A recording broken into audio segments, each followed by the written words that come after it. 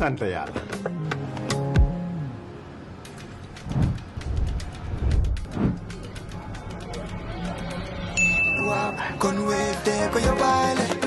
looy xaar utal Wave nga scan nga fay te nag doo ci yokku dara.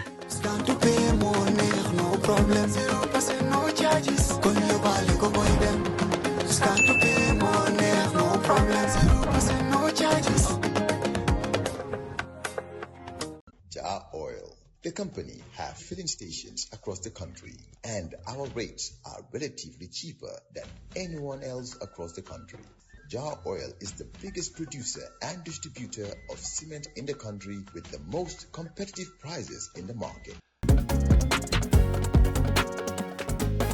In the Gambia, we all move to different paces. Time is money, convenience is power, and now both are in your hands. No more long lines, no more late payments, no more missed chances. Not anymore. Because now the Gambia has its own super app, Zap. One app, one tap, endless convenience. Send money instantly, pay your bills in seconds, shop without borders, pay your rides, order your meal, buy your ticket, deposit and withdraw money for absolutely free. No extra charges, no hidden fees, only on Zap Super App. This is not just convenience. This is confidence. This is the future in your hands. And the best part, Zap is born right here. Built for us, designed for every Gambian home, every Gambian dream. So don't wait in the past. Step into the future. Download Zap today on App Store and Play Store and enjoy endless free services. Call us today on our toll-free number 1666 or on 260-0001. Zap, all in one, all for you. Tap in, zap in.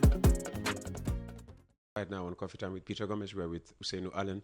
He is head of the National Alliance for Accelerated Advancement. How does NAFAA define accelerated advancement?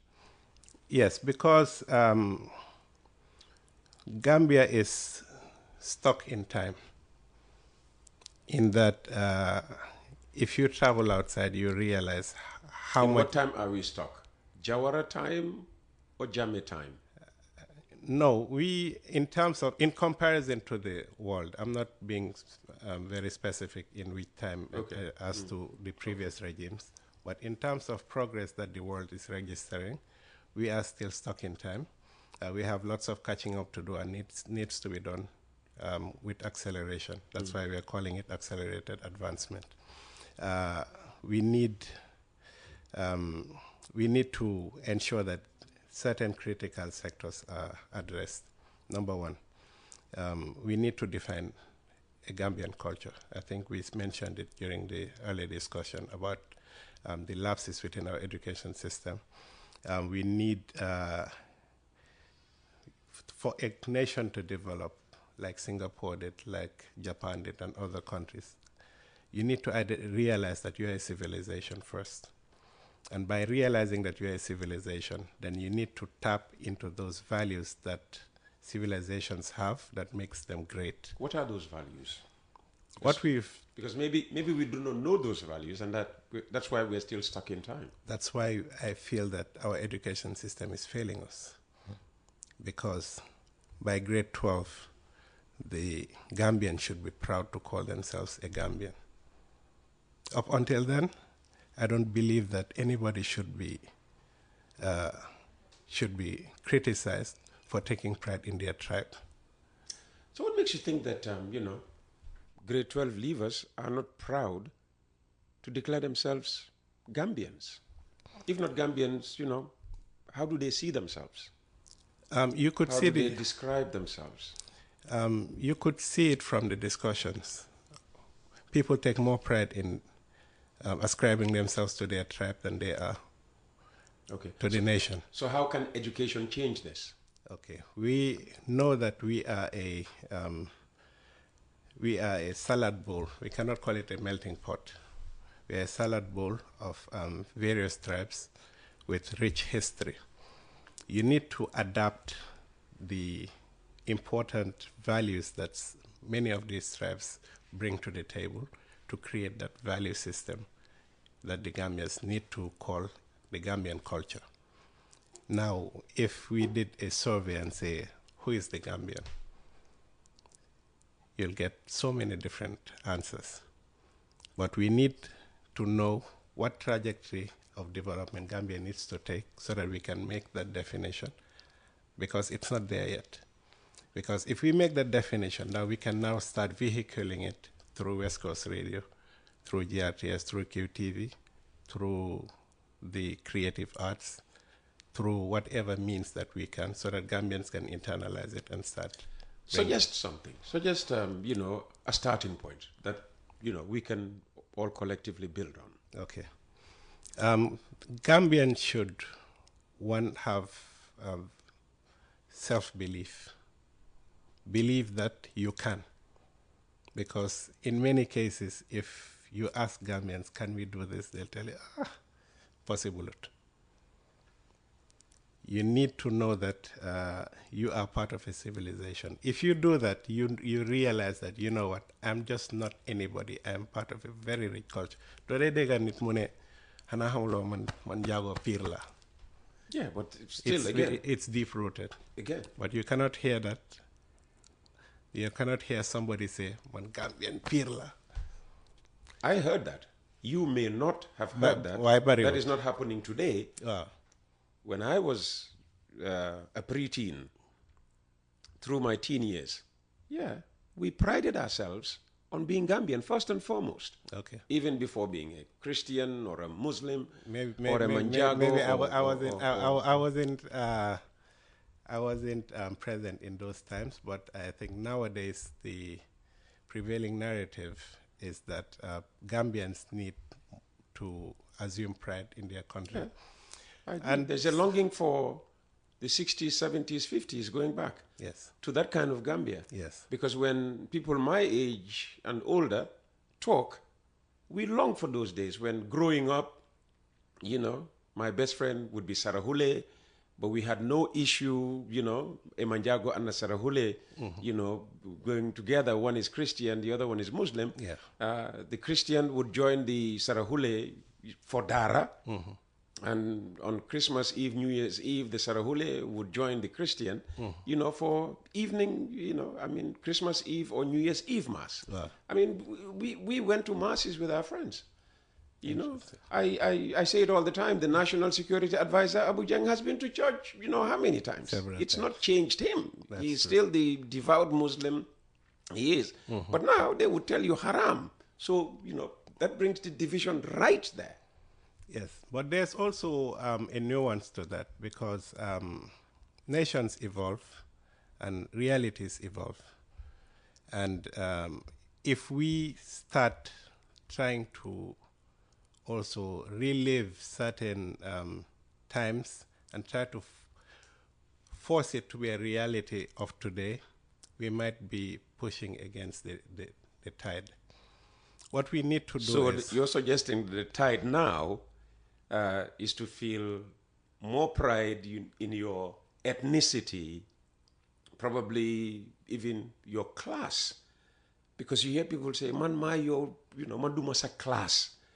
Some of us, we hear this language. No, I'm not saying that. And we ask ourselves, I'm not saying that. I don't, what I'm saying is, I don't blame someone to take pride in their ethnicity, because that's where they tap their value system. But we're talking about evolution.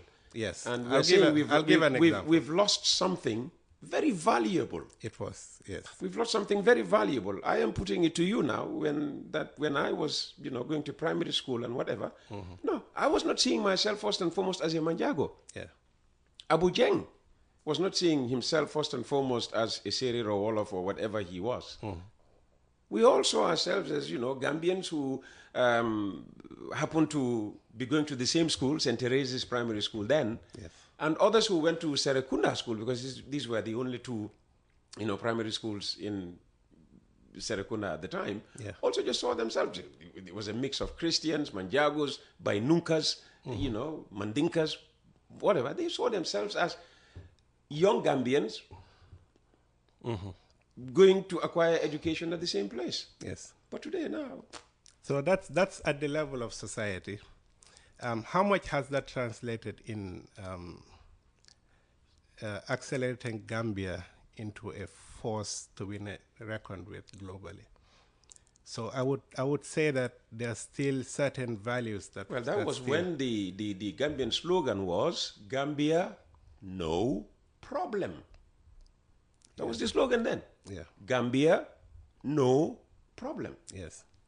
So the point I'm making is, as a country, if we just satisfy ourselves with yëpp baax na man maa suma neighbor bi nii duñ dee xuloo so mu ngi baax, and we don't look at being aggressive in pushing for the country to move forward as a competitive force globally. Actually, this There's something missing. could be the platform to build upon. Yes. Because what do they say about unity? United, we stand. Divided we fall. And divided we fall. So Yeah. first and foremost, we have to instill this lebana thing, if that means, It's again, one, to go it's, to use it's to one use of your those. bowl of salad analogy. Yes. That in this bowl, the tomato is just as important as the lettuce, as the onion, as the olive, and whatever you have in this. Wow. Salad. Parce que xam nga that gi nga onion bi, lettuce bi, do they compromise quality because its quality is as important as the lettuce. The rest of the ingredients. But together they form a very beautiful meal. Because it's only together that it's called a salad. Exactly. So fuma waxe moy, we don't need to let go of your njagones just because danga buga boka. But then we need to tap into sanjagones bi so that you can add that strength into bupol bi, bu sarahule bi. And this is just one element. The other element is those linde oye transversal skills, critical thinking. Legi Sunday bi ni dama toog ma ne ndaw yi si koñ bi 8 o'clock dañ war a génn ñu clean man opposite suma kër ñu fa am Bameli Njaago foofu noonu. Bameli Njaago foo dégg na maa ngi soog a dégg Bameli Njaago. London Corner. Oh, okay, mooy Bameli Pasandu bi. It's called Bameli Pasandu. Exactly. ñun loolu lañ ko def. All right. So ni Pasandu Njaago la woon. dañ ko nekk di fence. Okay. Waaye even there's still some hair at façon yooyu noonu ñu ngi fa. waaye xaaruñ pour ngay pare seen liggéey bi yëpp pour ñu ne ok baal ñu tidy place bi parce que it's still an eyesore. So ma ne leen li ñu ne ma déedéet gaa suñ paree nañ ko clean ma ne déedéet nañ leen clean rek ñoom suñ paree luñ mun a lu des si liggéey bi mun nañ ko motali comme clean koñ bi soo ñu clean si kanam foofu noonu yëpp dajale yu tilim ba pare ñax yu des foofu noonu ñu clean ko comme that self of community, that self of creativity, critical thinking dafa important. And lu si gën a important mooy suñ ko embedded in the school curriculum parce que ndaw ñi suñ ko grow up with rek dafa gën a yombal mbir mi. Beneen bi mooy patriotism. teg naa waxoon nañ ko that gom ne dëgga amut keneen kuy mun a ñëw pour develop the Gambia ku dut ñun. At collaborativeness ñuy patronize ante parce que business yu bari Gambia daanu na because du ne amuloo product bu baax waaye Gambian bi mënuta gom Gambian bi moromi Gambian am enough pour mu ñal ko benn extra $5 bu moo ca ñàkk ngóom la wala leneen lu demee ni añaan bañ rek sa morom dañoo rafetal rek because that's the problem. waaw dañoo rafetal rek Ousainou ngay jaay lii xam nañ ne same quality fa ko Ousainou di jëlee fa la ko Martin di jëlee waaw Ousainou Gambien la Martin doxandeem la waaye bañ rek ne ëllëg si bi ñu naan Ousainou daal gis nga ko moom daal fi mu nekk raw na Peter Gomez. waaw Peter Gomez ne xaaral ma dem jëndee ci Martin. dëgg because for us doxandeem bi mun naa ñëw mu raw ñu by how many whatever waaye ñun we are happy to be where we are. So any Gambian businessman, and you could attest to that, so start a business su nekkee ne góorgóorlu nga within 5 years si nga door di gis proper returns waaye doxandem bi needut 6 months needed 6 months. Ah, nga gis mu well, doon tax parce que moom ñëpp dinañ dem ci moom. exactly. Yo gars yi dinañ la bàyyi. All right. So Let's move on. Wow. So how does NAFAA view the current state of democracy? The minister was sitting here boasting about Gambians now being able to do certain things they wouldn't have dared even think of, let alone try to practice, during the Jammeh era. foog ñu nangul ko waxtaan waxante dëgga. waaw foog ñu nangul leen ko. Ah. waaw parce que ki nga soo nekkee njiit foog nga muñ foog nga yaatu foog nga nekk koo xam ne da nga njabootee ñett léegi di nga déggal la naxari nag waaye soo muñee nga yaatu rek loolu noonu it's fedala sa mbaxana bi so su nekkee ne loolu rek la then waaw foog ñu nangul leen ko. Okay. Unless maybe there's something else you want to so ask. bàyyi nañ ñu suñ freedoms. But what about democracy? ndax loolu rek a tax ñu wax democracy. Man nag in terms of these terminologies I'm not du ma si dee dwell too much democracy parce que ñu ko indil ñoom seen boppa ñemeloo fa wax yenn mbir yi Gambia ngay gën a mun a waxe free am freedom pour waxee lu bari ni place yoo xam ne ñoom ñoo ñu jox démocratie so unless ñun ñu toog ñu ne you know what terminologies yëpp rafet naa yëpp waaye nañ leen xool ñun how we can coexist. Because China they have their own brand of democracy. waaw parce que am nga léegi lan mooy benchmark bi it's shifting the goalpost based on what democracy. Let's just see what works for us. moo tax ma ne liñ dee ooyee pragmatic nationalism as long as this works okay ñun suñ aada xas kilifa dañ ko ñaawlu ok kon léegi ñu boole ko si that value system bu ñoo lin so am na yenn yoo xam ne ñu ngi ko wax président. waaw ñun suñ démocratie daf ko war a bañ. exactly daf ko war a bañ daf ko war a ñaawlu. exactly ñaawal nit diineem dañ ko war a ñaawlu so su nekkee ne create nañ suñ value system suñu neexee mun nañ ko ooyee West Coast crisis su la neexee loo ko mun di ooyee rek waaye as long as it works for us léegi nag terminologies yi mun nga ko use pour appease someone else waaye xam nga problème bi fu mu nekk yi nga nit su la joxee daraam den da nga nekk within réedam bi te dina la mun a monitor waaye soo ko ne ok balal ma rek man ma jëfee man suma own mbir da nga génn si réedam so yow di nga mun a doxal noo ko buggee. waaye réew bu ñàkk ni Gambia xam nga ñun duñ sañuñ loolu sax xam nañ ne mooy li gën ci ñun waaye sañuñ ko loans yee grants yi. waaw suñ toogoon tey ne buñ ñëwati naka la ñoo dundee we cannot just depend on what GRA is collecting. waaw first and foremost mu ngi am bor yoo xam ne moo ñu war leen a fay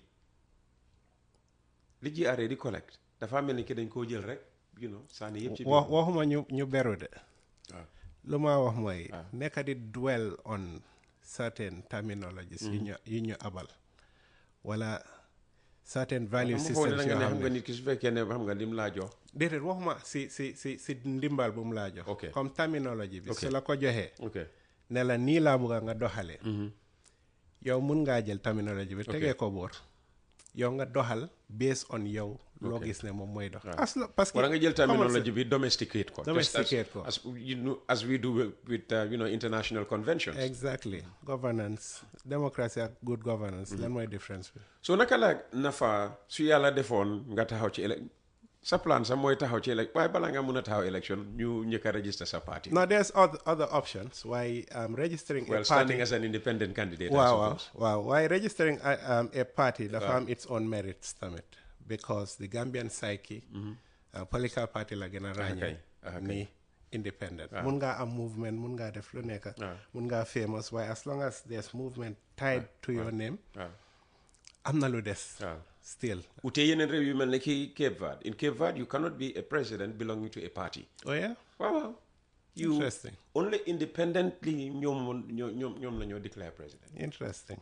Wow. Interesting. Cape Verde, the president is not a member of any political party. So yaa ngi gis lu ma wax. loolu lañu. They create what works for them. Absolutely. Wow. So suñ dooree di start realizing ne you know what ñun nation state lañ parce que foofu la àdduna bi toll waaye niiduñ pour just copy.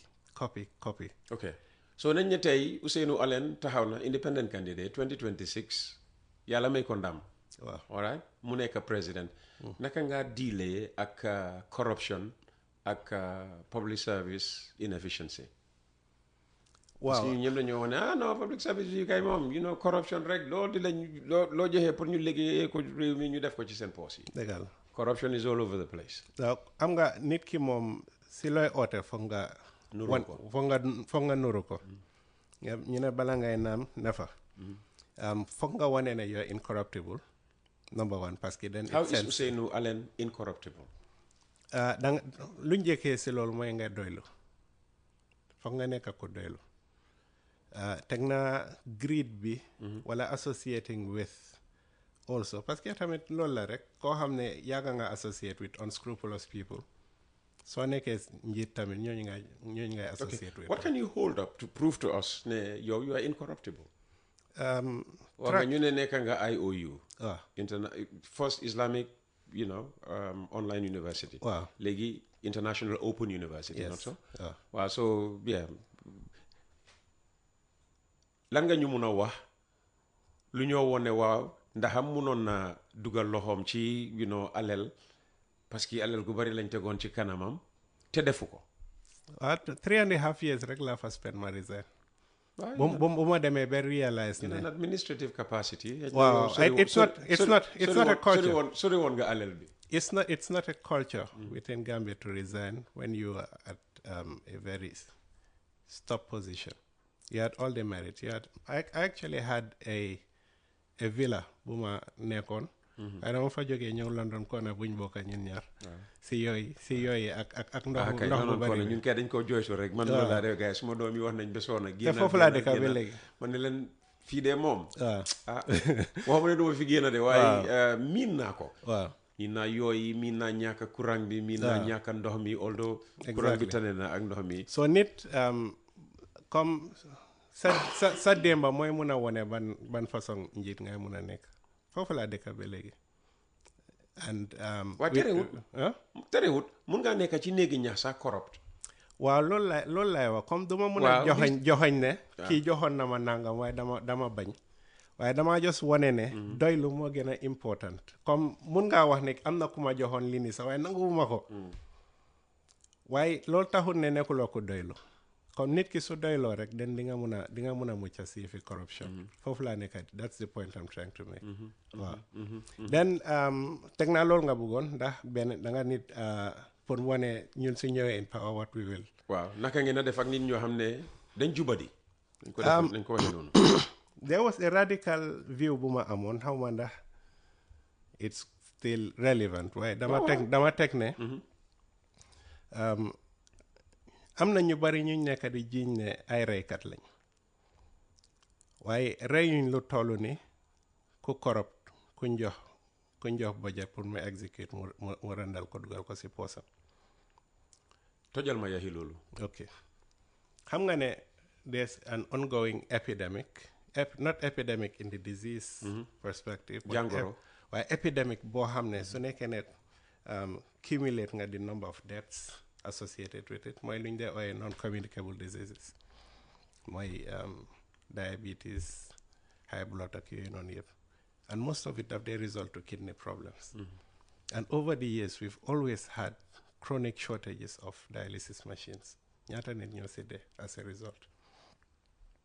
You might soon have a solution to that. Okay, which is good. ñun duñ we are always happy su nekkee ne a solution is brought forward. We are not in the.